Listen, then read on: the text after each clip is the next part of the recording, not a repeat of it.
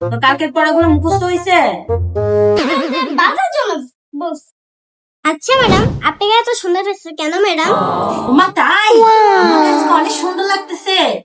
ও আচ্ছা, তুমি তো কালকের পড়াটা মুখস্থ করো না। তা ঠিক আছে, আজকে পড়তে হবে না, আমি একটু আসি। হ্যাঁ,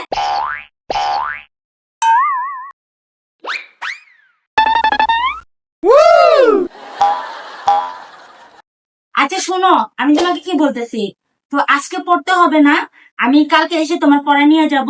তুমি কালকের মধ্যে পড়া সবগুলো মুখস্থ করবে, ঠিক আছে? আচ্ছা ঠিক আছে, ঠিক আছে, আসি। হ্যাঁ, কালকে পড়া ঠিক মুখস্থ করে রাখবা। ওকে।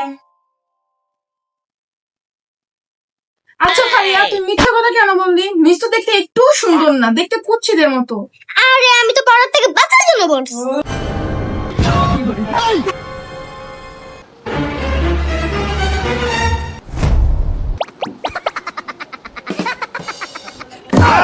কি করে